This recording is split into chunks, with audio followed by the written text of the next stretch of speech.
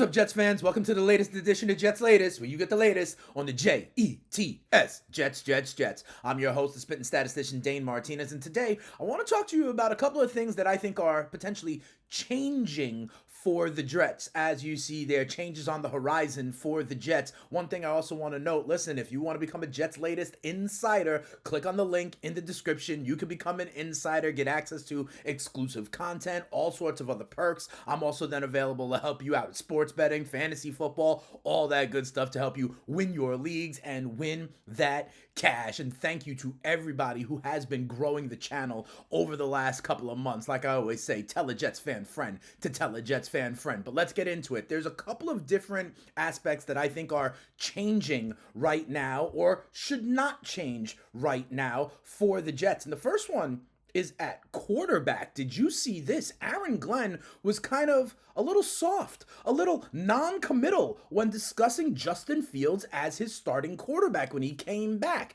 Listen to what he had to say. He goes, "We'll talk about that today as a staff.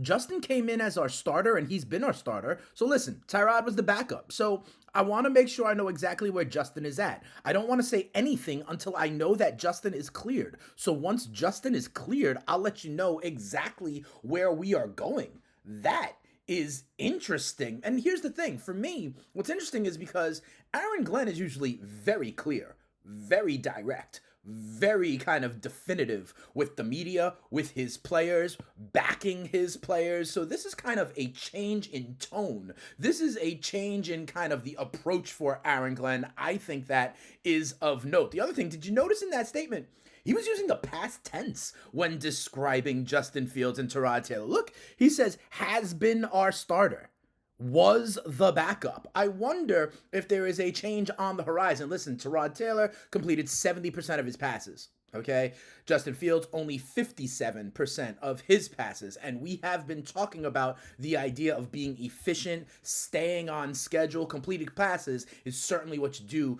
to kind of stay on schedule, and we saw Tyrod in the second half actually move the ball via the pass, throw for a couple of touchdowns. I ultimately would not make this move.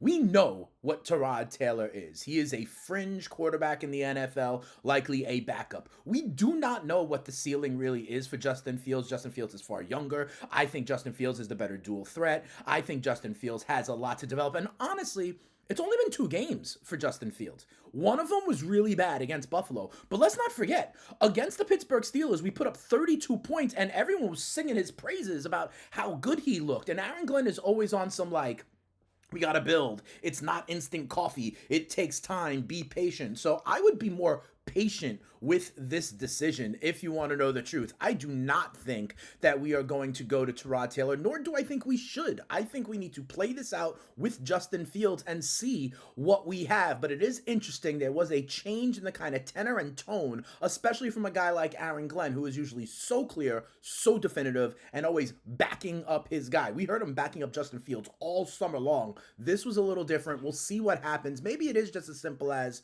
we got to see where Justin Fields is at in the concussion protocol. And if, Fields is still doubtful or kind of they want to be cautious, then Tyrod gets another start. But I did find it interesting to tell everybody here on Jets Latest. The other thing that's changing, regardless of if it's Tyrod or Justin Fields on Monday night against the Dolphins, the thing that's changing is the quality of our opponent for the Jets. Remember, we've talked about this on the schedule, right? Starting with Pittsburgh, Buffalo, and Tampa, 3 playoff teams, and then it would open up a little bit. Well, in my opinion, that kind of parting of the seas starts on Monday night against Miami, and especially facing a Dolphins defense that can be had, okay? Miami has allowed every opponent, all 3 so far this year, to score 30 points against them. The Colts put up 30 plus. The Pats put up 30 plus. The Bills put up 30 plus. They are averaging over 32 points per game allowed, worst in the NFL. A 78% completion percentage, worst in the NFL. 4th worst in rushing yards, giving up the 2nd most explosive carries, giving up bottom 10 in terms of yards, are not pressuring the quarterback. So I actually think this is a good spot to hopefully have Justin Fields play, because we can see what he can do against a defense that is less of a challenge. And then if he kind of defecates the mattress, then that could be a little bit of a concern. But they're allowing points. They're allowing a completion rate. They're allowing the explosive runs. So maybe this O-line and Breece Hall get back to it. I actually think seeing the Dolphins defense on Monday night will be an elixir of sorts for what we need here because we haven't looked as good. And listen, the schedule does open up after Miami. Look at the next few opponents, right? Dallas, but CeeDee Lamb is out and banged up, right? Denver and London, I think that's a tough one. Then Carolina, then the Bengals, who we thought were going to be a challenge, but this is a Joe Burrow-less Bengals team. The Cleveland Browns, the New England Patriots. Honestly, I think in the next 7 or 8 games, they could win 5 of them. I think Miami's winnable. Dallas is winnable. That defense has been poor. I think Carolina's winnable. I think Cincy's winnable without Joe Burrow. I think Cleveland's winnable. So I do think another thing that is changing is the quality of the opponent for the Jets. And I think we can look a little bit different on offense here starting on Monday night with that piss poor, blunt guts, trash defense of the Miami Dolphins, who have literally allowed the most points in the NFL, the worst completion percentage in the NFL, and have been run on like a sieve. So let's get it on Monday night, and maybe the narrative will change around Justin Fields. Another place I think that there are changes on the horizon, and if you've been with Jets Latest, you know I have been saying this for a while. Now all of a sudden, a lot of other people are saying it too. I think Brandon Stephens needs to move to safety. Okay, and I think the Jets are making a couple of moves, trying a couple things out that will kind of set the table for that move. First of all, rookie Zaire Thomas, he was the highest graded Jet player this week as per PFF. 76 PFF grade. I thought he looked good. I think he can be on the field opposite Sauce Gardner. The other thing that happened, the Jets made a trade this week. They traded with the Tennessee Titans for the Titans starting cornerback Jarvis Brownlee Jr. Okay, he is a second-year player. Last year as a rookie, Brownlee started 14 games for Tennessee, had the 3rd most tackles on Tennessee. He was 5th among AFC rookies with 9 pass breakups, and he led defensive backs with 7 tackles for the loss. This is a guy who is good against the run. He is currently like the PFF number 1 graded cornerback against the run. The issue, which is interesting to me, is he has an issue with penalties.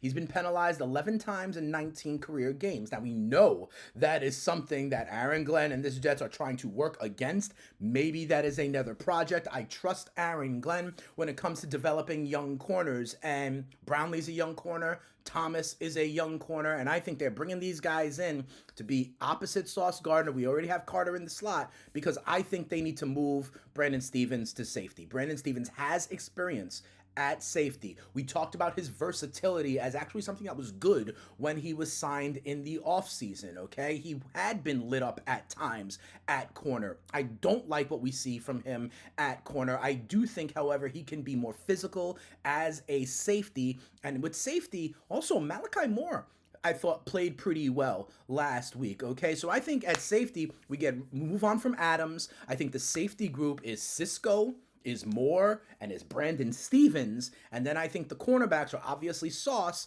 and then I think you give A.Z. Thomas a chance, and obviously Brownlee, who was just kind of acquired. And honestly, this move by Darren Muji reminds me a lot of the Jawan Briggs move, right? All we did was swap late 6th, 7th round draft picks. We get a second-year player who has flash. This is what he does. Gets young players who have flash. Kind of the same thing as Briggs, who was a second-year defensive tackle. And look, they have addressed this. I like that they are addressing what they are seeing at holes. They are going to consistently address it. We saw it at defensive line with Phillips and Briggs. I think that has gone well. We're seeing it right now with Brownlee, maybe a move to Stephens, to safety in the secondary. They know the holes, they know the issues, they are addressing the issues, and I think that is actually a positive for the Jets. And if you look at, Titans fans, Titans analysts, Titan content creators out there on social media, they actually think that this move made no sense for the Titans, right? Because, despite the penalties,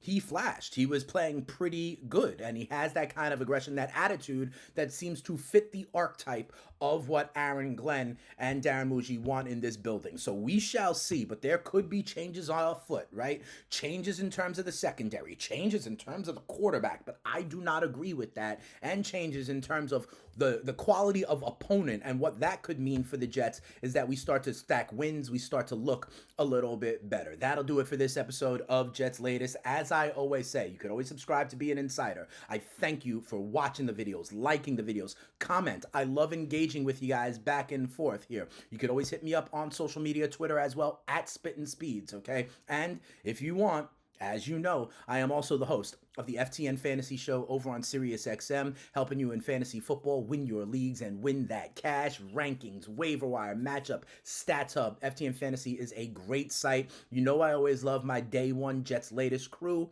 so let's see what some of you have to say. Let's talk about Day One Jets latest. Sharon McLean says, I still believe. I do too, and we all knew that was going to be tough. That's why I don't think we cut bait with Justin Fields. I want to see what Justin Fields does against a bottom defense, and let's see if he looks as good as he did in week one, assuming he gets out of the concussion protocol. Mr. Keichel says, however, does not feel the same way. Says, the Fields experiment is over.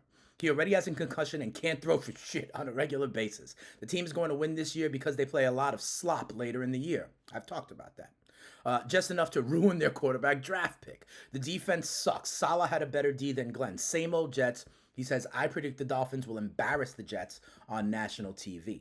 I disagree. So we shall see, okay? It's interesting now. Remember, I've talked about having patience, right? I still see a lot of patience in the comments. I appreciate it, but we are starting to see some of that same old Jets suck after their 0-3 start as well. DelaJet3702 says, I am patient and I like what I see. This will take time. I like AG's passion for the team. We will get there. I tell you all the time, Dan Campbell, Jared Goff, 3-13-1 in their first season. What do they do now? They're division champions. They go to the NFC Championship game. They are true NFC contenders going into Baltimore and getting a win last week. So what Aaron Glenn says, it's not instant coffee. You know, the turning radius of the Titanic is a lot bigger than the turning radius of a jet ski, right? I understand we need to look a little bit more competitive than we did against Buffalo, but in two of our other wins, we have. This is going to take time. I do believe the coaching staff is right. I do believe the front office is right. I actually believe the QB1 is right as well, and I think he will look that way if he is back up and dressed against Miami on Monday night. One thing I do know, we will be here all week long talking about it. I will continue to give you insights maybe on the newest Jet. We'll also talk about some injuries because we are banged up at a certain position group. We'll talk about that later on in the week as well. But for now, for this episode of Jets Latest, we out of here. Peace.